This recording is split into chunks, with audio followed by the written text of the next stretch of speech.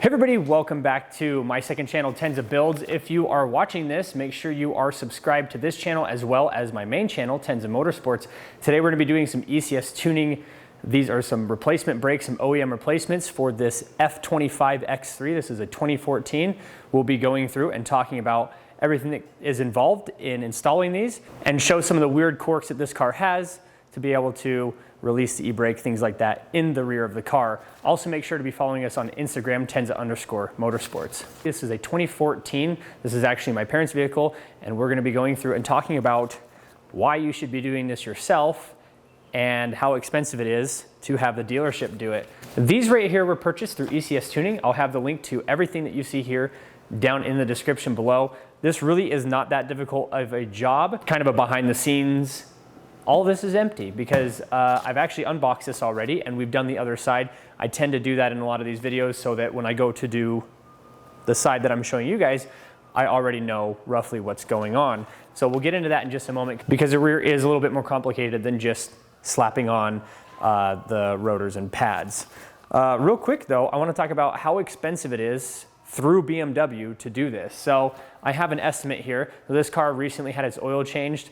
We do still take the car to BMW to get the oil changed because of their inspections.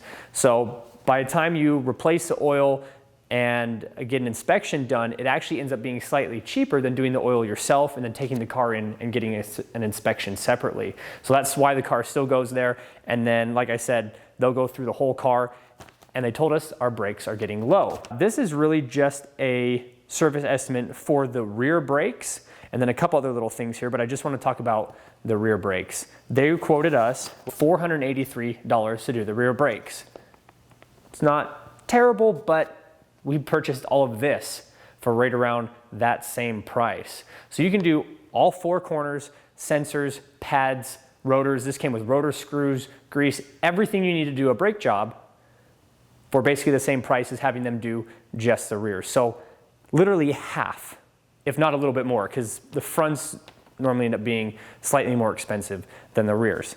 So dealerships, sometimes they come out okay. In this case, we're definitely gonna be tackling this ourselves. We're gonna start here in the front. The front really is very simple.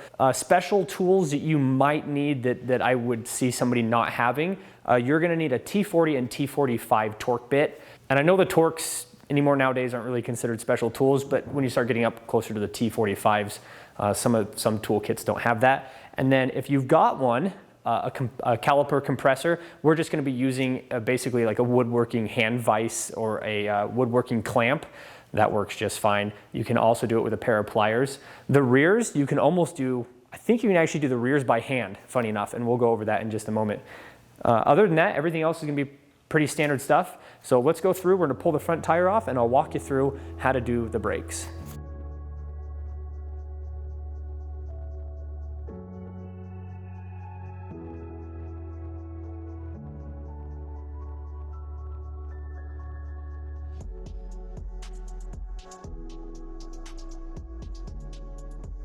All right, so we're gonna remove the wheel here. This is a 17 millimeter. We'll just remove these 5 lugs.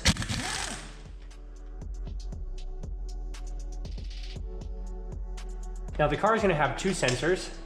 I think they're all driver front, passenger rear. If they're not, this doesn't change how you replace them. All we'll be doing is tracing this up and then putting the new sensor right back in its old place. So to remove this, we're gonna use a 16 millimeter box end wrench here. And all I do is I will slip this on there and then I will use a mallet to loosen it up. And the same thing on the bottom, there's 2 of these.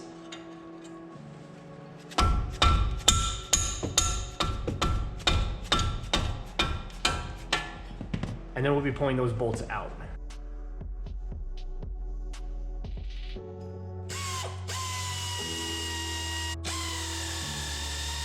Okay, once the caliper is unbolted, you want to use, well, it doesn't really matter what you use as long as you're not letting it hang on its own brake lines.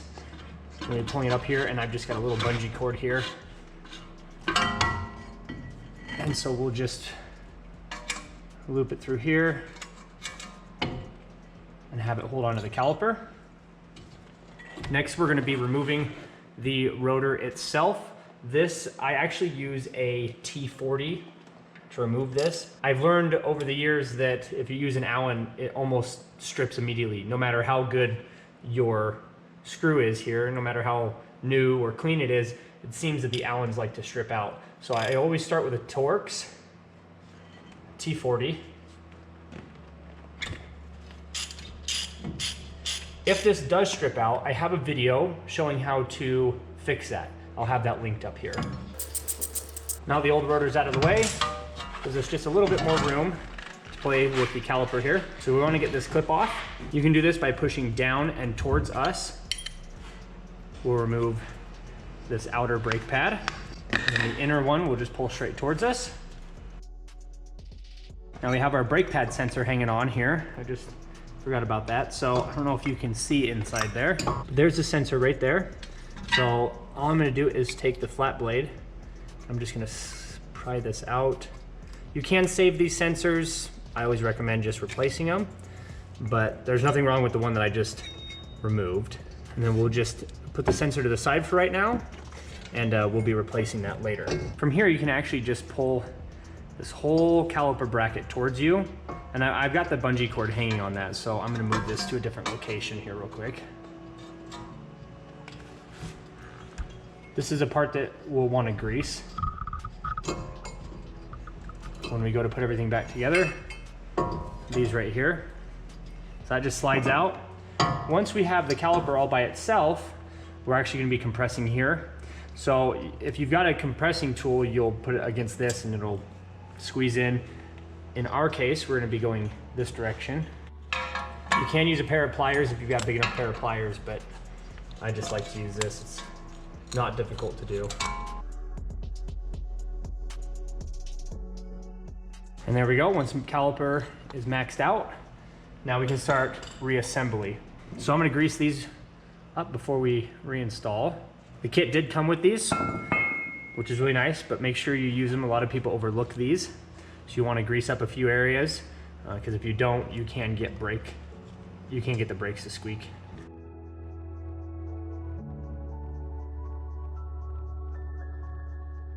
Here's the old pads. Here's the new ones. The old ones weren't completely gone. Probably had close to 60,000 miles on these pads and rotors, and so it was time to go. Like I said earlier, we hadn't actually hit our brake pad sensor, but you should be replacing your brakes around the time that it's starting to hit them. In the back, when we did the brake pad sensor on the passenger side, we had just barely started to touch that sensor.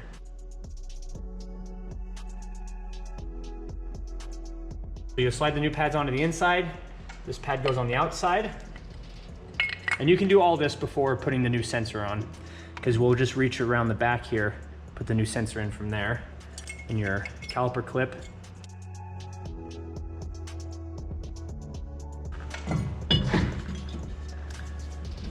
New rotor screw. That also came with the kit. And then you can actually get these to be a little off-centered, so you want to make sure you're being careful about where you tighten it down. There we go, that looks like it works. Then we'll just slide this right over top of your new rotor.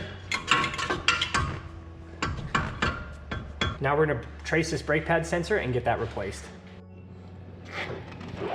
So I've traced the wire, goes up, and then right behind the splash shield,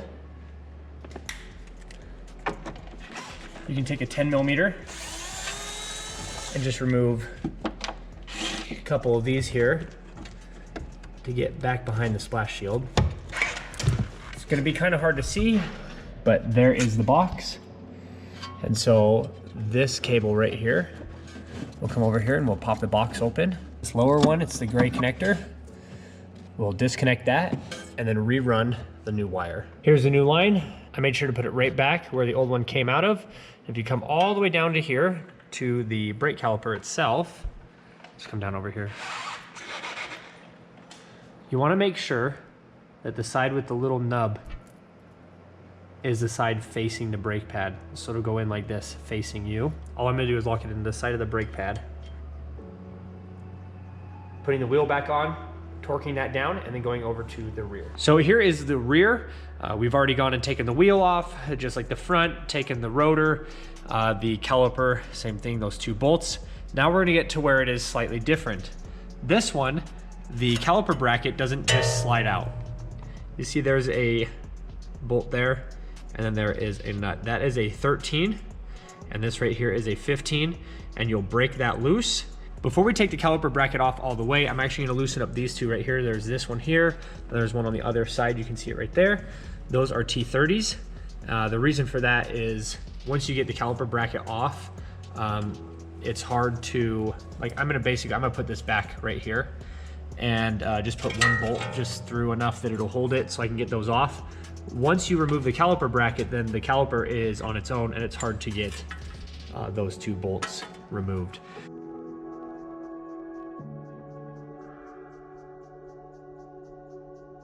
Once you got that bracket off, this whole back piece comes off. And then this is where you'll need that T45. So we're gonna screw this in clockwise, so basically tightening it. And what that's doing is there is a piece in here that as you use the e-brake and your brake pads start to wear out, it actually pushes this down and you have to reset it.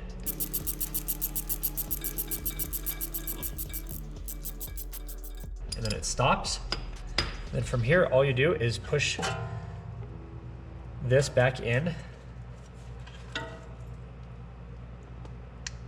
You can do it by hand, but it's pretty tough. So I just moved it a little bit right there, but well, there's a majority of it done by hand. So you can do it by hand if you need to, but we're just going to use our little vise here again. There we go, push it in the rest of the way. And then from here, we're all just reassembly.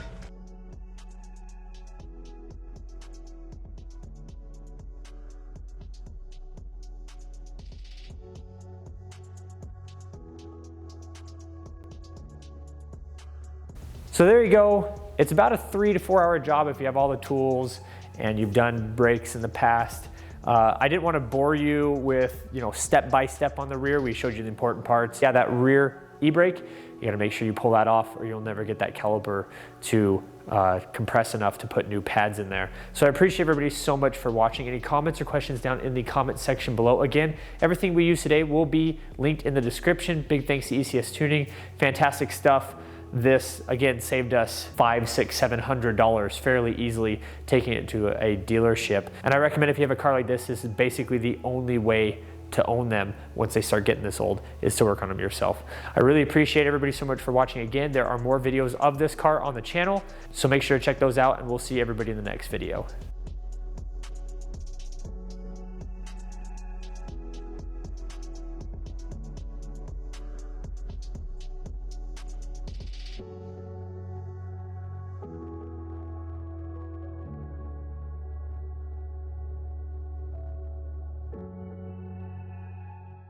Bam!